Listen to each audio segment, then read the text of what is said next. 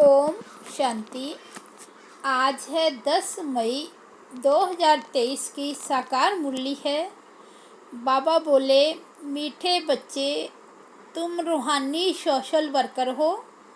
तुम्हें भारत को स्वर्ग बनाने की सेवा करनी है। दुख धाम को सुख धाम बनाना है। आज का प्रश्न है, संगम पर तुम ब्राह्मण बच्चे किस बात में बहुत एक्सपर्ट तीखे बन जाते हो?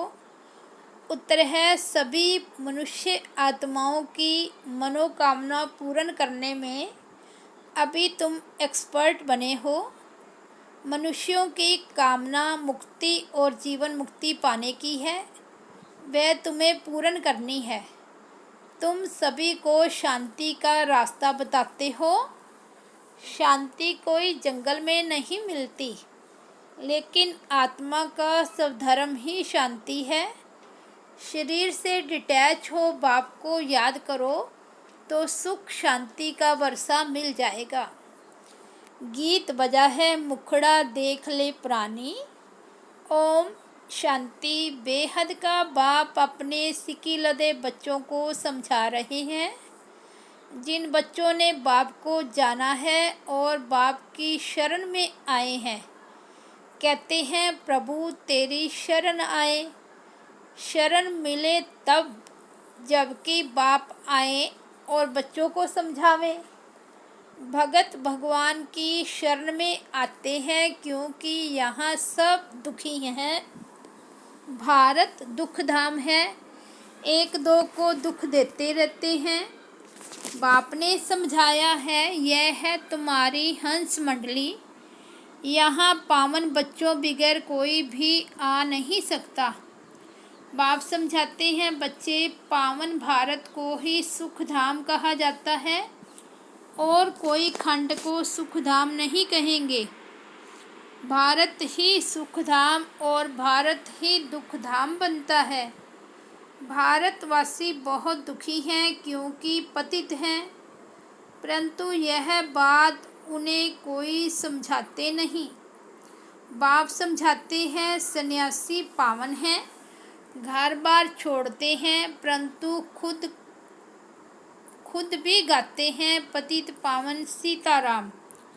अभी तुम आए हो पतित पावन बाप के पास। जो एक ही परमपिता परमात्मा है, वही सारी दुनिया को पावन बनाते हैं। मनुष्य को पावन बना न सके। यह है ही पतित दुनिया, कोई भी पावन नहीं। कहते भी हैं, हे परमपिता परमात्मा, फिर कह देते ईश्वर सर्वव्यापी है।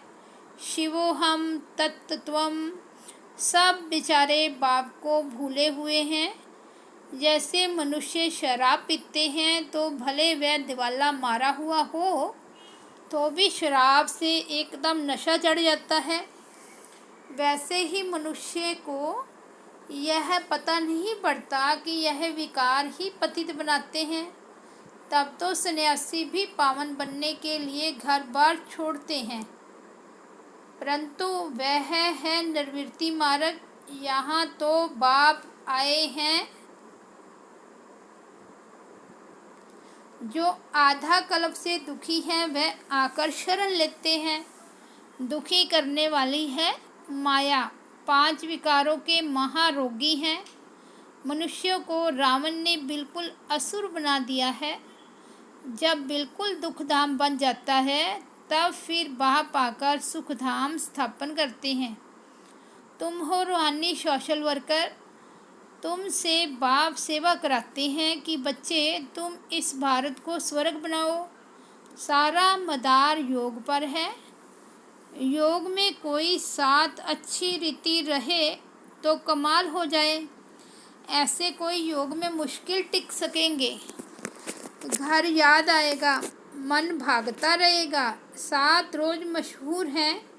गीता भागवत ग्रंथ का पाठ भी 7 रोज रखते हैं। यह रस्म रिवाज इस संगम युग की है। 7 रोज भट्टी में रहना पड़े, किसकी भी याद न आवे, एक बाप के साथ योग लगा रहे, 7 रोज इस एक रस अवस्था में रहना यह बड़ा मुश्किल है। तुम बच्चों के यादगार भी यहाँ ही है। तुम अभी झाड़ के नीचे बैठकर राजयोग की तपस्या कर रहे हो। जगदम्बा भी है तो तुम बच्चे भी हो। तुम हो सभी मनुष्यों की मनोकामनाएं स्वर्ग में पूरी करने वाले, अथवा मनुष्यों को मुक्ति, जीवन मुक्ति का फल देने वाले। तुम एक्सपर्ट हो। दुनिया में कोई नहीं जानते कि मुक्ति, जीवन मुक्ति किसको कहा जाता है, कौन देते हैं। पति दुनिया में कौन पावन बना सकते हैं। सन्यासी लोग शांति के लिए घर बार छोड़ते हैं, जंगल में जाते हैं, परंतु शांति तो मिल नहीं सकती।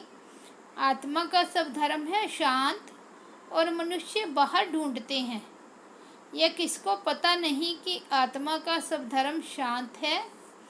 रानी के गले के हार का मिसाल यह ऑर्गन्स है। चाहे कर्म इंद्रियों से काम लो या न लो, हम आत्मा इस शरीर से अपने को डिटैच कर लेते हैं।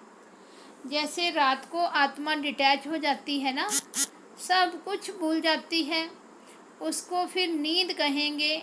यहाँ सिर्फ शांति में तुम बैठते हो। आत्मा कहती है मैं कर्म इंद्रियों से काम कर थक गई हूँ। अच्छा, अपने को शरीर से डिटैच कर लो। यह ऑर्गन्स है कर्म करने के लिए। यह नॉलेज बाप ही देते हैं। डिटैच कर बैठ जाओ, कुछ न बोलो। परंतु ऐसे डिटैच हो कहाँ तक बैठेंगे। यह तो तुम जानते हो कर्म बिगैर कोई रह ना सके। डिटैच तो हुए, परंतु साथ में फ़ायदा भी चाहिए। सिर्फ डिटैच हो बैठने से इतना फ़ायदा नहीं होगा। डिटैच हो फिर मुझे याद करो तो तुमको फ़ायदा होगा, शक्ति मिलेगी। बाप अपने बच्चों को समझाते हैं, बच्चे यह ज्ञान इंद्र सभा है। यहाँ तुम सब रतन बैठे हो। कोई पत्थर बुद्धि बैठा होगा तो वायुमंडल खराब कर देगा, क्योंकि शिव बाबा की याद में रहेगा नहीं। उनको अपने मित्र संबंधी याद पड़ते रहेंगे। तुमको तो अपने बाप को निरंतर याद करना है। यह कोई कॉमन सत्संग नहीं है, यह बड़ी यूनिवर्सिटी है। मेडिकल कॉलेज में कोई अनपढ़ जाकर बैठे तो कुछ नहीं समझेगा। उनको तो अलाउ नहीं करेंगे। सिर्फ देखने से कुछ समझ नहीं सकेगा। इस नॉलेज को भी विकारी पतित समझ ना सके, इसलिए ऐसे को अलाउ नहीं किया जाता। कोई कहे कि हम क्लास में आवें, लेक्चर सुने, परंतु इससे कुछ समझ नहीं सकेगा।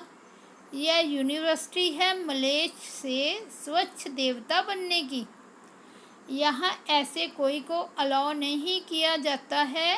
बाप को तो जान ना सके, बाप है गुप्त। तुम जानते हो बेहद के बाप की शरण में आए हैं, बाप से सदा सुख का वर्षा लेने। बाप खुद कहते हैं यह ब्रह्मा का जो शरीर है, यह बहुत जन्मों के अंत का वानप्रस्थ वाला है। यह भी बहुत शास्त्र आदि पढ़ा हुआ है। अभी मैं सब वेद शास्त्रों का सार इन द्वारा सुनाता हूँ। ब्रह्मा के हाथ में भी शास्त्र दिखाते हैं। विष्णु की नाभि कमल से ब्रह्मा निकला, समझाया है। विष्णु की नाभि कमल से ब्रह्मा, ब्रह्मा की नाभि कमल से विष्णु निकला है। ब्रह्मा सरस्वती दोनों कैसे नारायण लक्ष्मी बनते हैं। फिर 84 जन्म पूरा कर अंत में ब्रह्मा सरस्वती बनते हैं। उन्होंने फिर गांधी की नाभि कमल से नेहरू दिखाया है। अभी यहाँ तो क्षीर सागर है नहीं, यह है विषय सागर। क्षीर सागर सतयुग में दिखाते हैं। तुम बच्चे जानते हो आधा कल्प से माया ने दुखी बनाया है। भारत जितना दुखी और कोई नहीं है। भारत जितना सुखी भी और कोई नहीं हो सकता। बाप कहते हैं देवी देवता धर्म तो प्राय लोप होना ही है, तब तो मैं आकर फिर से नया धर्म स्थापन करूं। बराबर अब स्थापन हो रहा है। तुम बच्चे आकर बाप से वर्षा ले रहे हो। जानते हो स्वर्ग में कौन राज्य करते हैं? बचपन में राधे कृष्ण की वही फिर लक्ष्मी नारायण बनते हैं। अब तो बाप आया हुआ है, भिन्न नाम रूप से लक्ष्मी नारायण पढ़ते हैं। श्री कृष्ण का सावरा रूप यहाँ बैठा है। बाप इसको उस पार ले जाते हैं, शास्त्रों में दिखाते हैं श्री कृष्ण को टोकरी में उस पार ले गए। अब शिव बाबा आया हुआ है। तुम बच्चों को आंखों पर बिठाकर स्वर्ग का मालिक बनाते हैं। सारी वंशावली को पढ़ाकर बाप ले जाते हैं कंसपुरी से कृष्णपुरी में। एक की तो बात नहीं है, रावणपुरी से तुम सबको निकाल नैनों पर बिठाकर सुखधाम ले जाते हैं। मैं तुम बच्चों को स्वर्ग तक पहुंचाने आया हूँ। फिर इस पुरानी दुनिया का विनाश हो जाएगा। लड़ाई की बात भी शास्त्रों में है, परंतु समझते कुछ भी नहीं है। यह दादा भी बहुत शास्त्र पढ़ा हुआ था। अब बाबा कहते हैं इन सब को छोड़ मामेकम याद करो। मैं सबका सदगुरु हूँ। कंसपुरी कलयुग को, कृष्णपुरी सतयुग को कहा जाता है। अब तुमको रावणपुरी से रामपुरी व कृष्णपुरी में ले चलता हूँ। चलेंगे सुखधाम कृष्णपुरी में। गाते हैं ना भजो राधे गोविंद, यह हुआ भक्ति मार्ग। अभी तुम राधे गोविंद फिर से बन रहे हो। अभी तुम्हारा दोनों ताज नहीं है, ना लाइट का ना राजाई का। पवित्र को ही लाइट का ताज देते हैं। लक्ष्मी नारायण तो है ही सदा पवित्र। उनको कभी संन्यास नहीं करना पड़ता है। सन्यासी जन्म लेकर फिर घर बार छोड़ते हैं पवित्र बनने के लिए। तुम्हारा 21 जन्मों के लिए यह एक जन्म का संन्यास होता है। वह कोई 21 जन्म पवित्र नहीं होते हैं। वह पहले तो विकारियों के पास जन्म ले पतित बन जाते हैं, फिर पवित्र बनने लिए घर बार छोड़ते हैं। वह है रजोगुनी संन्यास। बाप कहते हैं मैं नॉलेजफुल हूँ, नॉलेजफुल ब्लिसफुल। मेरे में ही फुल नॉलेज है। सूक्ष्म वतन, मूल वतन, स्थूल वतन और सृष्टि के आदि मध्य अंत की फुल नॉलेज तुम बच्चों को देता हूँ, जिससे तुम फुल बनते हो। देवी देवताएं है ही फुल।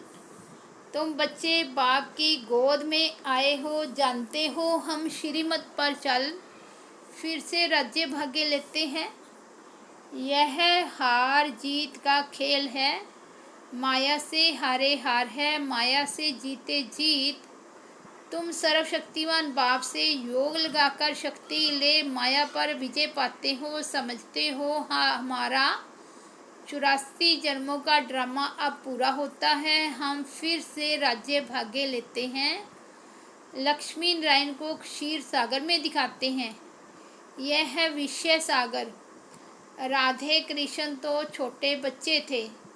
श्री कृष्ण को बहुत प्यार से झूले में झुलाते हैं। समझते हैं वह स्वर्ग का प्रिंस है। श्री कृष्ण को 16 कला कहा जाता है, राम को 14 कला। वही श्री कृष्ण फिर 16 कला से 14 कला बनते हैं। पुनर्जन्म तो लेना पड़े ना।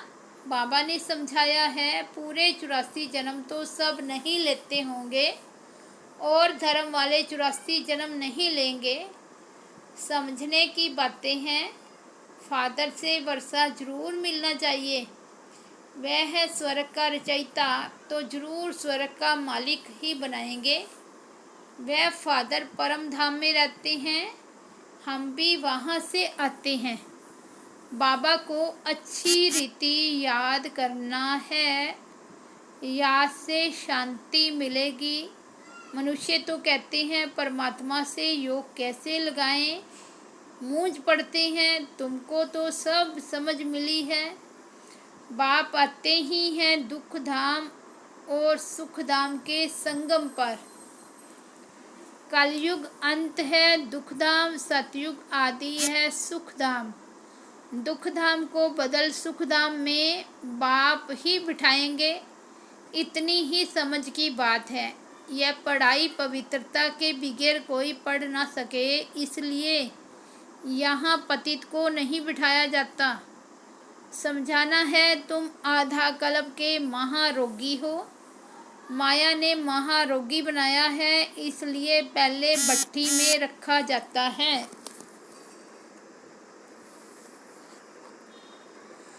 तुम बच्चे हरेक के ऑक्यूपेशन को जान गए हो। शिव के मंदिर में जाएंगे तो समझ जाएंगे यह बाबा गति सदगति दाता है। सबसे बड़ा तीर्थ भी भारत है, परंतु गीता में श्री कृष्ण का नाम डाल दिया है, शिव बाबा का नाम गुम कर दिया है। शिव बाबा ही आकर सबको दुख से छुड़ाते हैं। बाकी पानी की गंगा तो पतित पावनी है नहीं, वह तो पहाड़ों से निकली है, उसको पतित पावनी कैसे कहेंगे? इसको अंधश्रद्धा कहा जाता है। मनुष्य क्या क्या करते रहते हैं, गाते हैं, मनुष्य जैसा दुर्लभ जन्म है नहीं। सो दुर्लभ जन्म तुम्हारा अभी का है, जबकि बाप आया हुआ है। यह तुम्हारा अमूल्य जन्म है। तुम पवित्र वन भारत को स्वर्ग बना देते हो, इसलिए शिव शक्ति भारत माता गाई हुई है। तुम जानते हो बाबा पवित्रता की मदद से भारत तो क्या सारी दुनिया को पवित्र बनाते हैं। जो जो पवित्रता की अंगुली देते हैं, मनमना भव रहते हैं, वही मददगार हैं। इसका अर्थ भी तुम समझते हो, यह दादा भी नहीं समझते थे। इनके बहुत गुरु किए हुए हैं, शास्त्र पढ़े हुए हैं। तब बाबा कहते हैं मामेकम याद करो, मैं ही तुम्हारा सब कुछ हूँ, गति सदगति दाता हूँ। मनुष्य तो पतित हैं। अब तुम आए हो शिव बाबा के पास ब्रह्मा द्वारा वर्षा लेने। इस निश्चय बगैर कोई आ ना सके, आकर और ही अशांति फैला देंगे। तुम भारत को सुप्रीम शांति में ले जाते हो। यह स्थापना का कार्य जो मनुष्य कर न सके, तुम भी शिव बाबा की मदद से कर रहे हो। तुमको भी प्राइज क्या मिलती है? स्वर्ग के मालिक बनते हो। ऐसे बाबा के बनते भी फिर निश्चय बुद्धि नहीं है तो माया एकदम हप कर लेती है। अच्छा मीठे मीठे सिकिलदे बच्चों प्रति माता पिता बाप दादा का याद प्यार और गुड मॉर्निंग। रूहानी बाप की रूहानी बच्चों को नमस्ते। हम रूहानी बच्चों की रूहानी बाप दादा को याद प्यार, गुड मॉर्निंग और नमस्ते। धारणा के लिए मुख्य सार। फर्स्ट पॉइंट है, इस एक जन्म में पुरानी दुनिया से संन्यास कर बाप का मददगार बनना है, पवित्रता की अंगुली देनी है और मनमना भव रहना है। दूसरा पॉइंट है, भारत को सुप्रीम शांति में ले जाने की सेवा करनी है। इस शरीर से डिटैच हो बाप की याद में रहकर शक्ति लेनी है, शांति का दान देना है। वरदान है, तीनों कालों तीनों लोकों की नॉलेज को धारण कर बुद्धिवान बनने वाले विघ्न विनाशक भव। जो तीनों कालों और तीनों लोकों के नॉलेजफुल हैं, उन्हें ही बुद्धिवान कहा अर्थात गणेश कहा जाता है। गणेश अर्थात विघ्न विनाशक। वह किसी भी परिस्थिति में विघ्न रूप नहीं बन सकते।